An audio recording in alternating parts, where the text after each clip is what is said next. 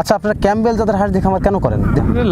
লাভজনক। আপনি কি মনে করেন হাঁস পালন করে লাভবান হওয়া যায়? ঠিক মতো পালন করলে লাভবান হবে। আপনি হাঁস পালন করার অভিজ্ঞতা কতদিনকার?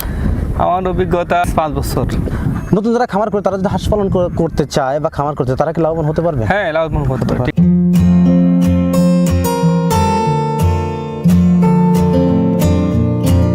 সুপ্রিয় দর্শক, আসসালামু আলাইকুম। দেশ ও দেশের বাইরে থেকে যেখান থেকে আমার এই অনুষ্ঠান প্রতিনিয়ত দেখে থাকেন, কৃষি কথা ইউটিউব চ্যানেল থেকে তাদেরকে জানাই আন্তরিক শুভেচ্ছা, অভিনন্দন। শুরু করছি আজকের প্রতিবেদন, সঙ্গে আছে আমি এরশাদ হোসেন। প্রিয় দর্শক, আজ আপনাদের নিয়ে আসছি আমি গাজনাবিলের মধ্যে এখানে এক ভাই হাঁস পালন করে আসছেন।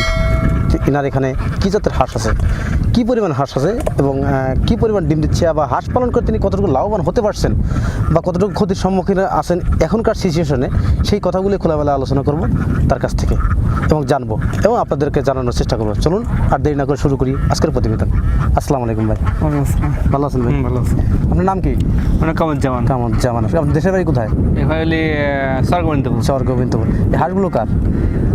আমার। এখানে কতগুলো হাঁস আছে? 850। 850 হাঁস আছে। কি জাতের হাঁস আছে? ক্যাম্বেল। আপনার হাঁস পালন করার অভিজ্ঞতা কতদিনকার? আমার অভিজ্ঞতা হচ্ছে 5 বছর। 5 বছর। এই যে এখানে যে 850 হাঁস আছে, আপনি শুরু করছিলেন কতটি হাঁস নিয়ে? আমি প্রথম শুরু করছিলাম 350। 350 কম দিয়ে শুরু করছেন আর কি। আপনি বাচ্চা হাঁস দিয়ে করছেন না বড় হাঁস? প্রথমে পার্টনার বাচ্চা আনছিল, বাচ্চা থেকে বড় হাঁস হয়েছিল, আর আমি কিছু হাঁস কিনে আনছিলাম। কোথা থেকে কিনেছিলেন হাঁস? কি এই ইসের থেকে, আপনার ওই টারাস থেকে। আপনার বিগত 5 বছর আগে আপনি কি কাজে ছিলেন? আমি আসলে চাকরি করি, চাকরির পাশাপাশি এই ব্যবসাটা করি। এই ব্যবসাও করেন? আমি বেঙ্গল মিট চাকরি করি। বেঙ্গল মিটে চাকরি করেন আর কি। অফিসার আছে বেঙ্গল মিটে, আমার ছুটি, এই কারণে আমি এখানে আসছেন আর কি। প্রিয় দর্শক, আমাদের পাবনা জেলার ঐতিহাসিক সেই বেঙ্গল মিটে ভাই কর্মরত আছেন। চাকরি কর্মরত থাকা অবস্থায় উনি হাঁসের খামার করছেন।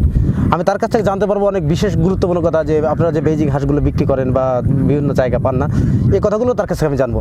আচ্ছা, আপনারা তো ক্যাম্বেল হাঁস পালন করেন, বেজিং হাঁস কি আপনাদের বেঙ্গল মিটে ক্রয় করা হয়? হ্যাঁ, ওখানে মানে দেখা ডিম একটু হয়, ওখানে নেয় আর কি। ওখানে নেয়। আচ্ছা, বেঙ্গল মিটে যে বেজিং হাঁসটা কত করে কেজি? কেজি নেয় 360 টাকা। 360 টাকা কেজি নেয়। এখন কি বেঙ্গল মিটে হাঁস নেয়? এখন কম নিচ্ছে আর কি, এখন লকডাউনের কারণে কম নিচ্ছে, কিন্তু শীতের সিজনে প্রচুর নেয়। শীতের সিজনে নেয় আর কি। 400 টাকা একটা, 400 টাকা কেজি হয়। আচ্ছা, ওরা কেজি কিভাবে হিসাব করে? একটা হাঁস ধরেন 5 কেজি ওজন হয়েছে, তখন ওইভাবে ওটা কিভাবে? না, আপনার এইসব হাঁস একটা আছে, তাতে 1 কেজি 1.5 কেজি একটা হাঁস হয়। বুঝতে পারছি। আপনার যে বেজিং হাঁসটা 5 কেজি, ওরা কোন হিসেবে নেয়? মাংস হিসেবে তো না ওরা, কিন্তু ওটা জবাই করার পর সব বাদ দিয়ে ওটা হচ্ছে আপনার লারিবুড়ি বাদ দিয়ে, লারিবুড়ি কলিজা বাদ দিই, মাথাটাও খানিক বাদ দিই, ওটা মাংস নেয়। মানে পায়ের থেকে ফেলে দেয় ভিতরে, লারিগুলো ফেলে, পশমটা এগুলো ফেলার পরে তারপরে দাম হয়।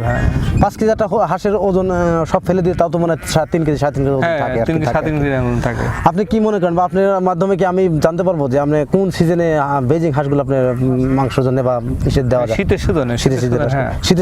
শীতের কয়টা চলে? প্রিয় দর্শক, যারা বেজিং হাঁস বিক্রি করতে চাচ্ছেন এবং যারা বেজিং হাঁস বিক্রি করবেন, বেঙ্গল মিটে যখন হাঁসগুলো নেয়, ওনার সাথে যোগাযোগ করলে অবশ্যই ওনার বাচ্চা হাঁসগুলো ক্রয় করে দিতে পারবেন বা বিক্রি করে দিতে পারবেন। ওনার নাম্বারটা অবশ্যই আমি ডিসক্রিপশনে দিয়ে রাখবো এবং ওনার সাথে যোগাযোগে আপনারা টোটাল জেনে নিতে পারবেন কীভাবে কোন প্রসেসে মালগুলো ক্রয় করে থাকেন এই বেঙ্গল মিট। সেটা অবশ্যই আমাদের পাবনা জেলা সাথিয়া উপজেলার মধ্যে।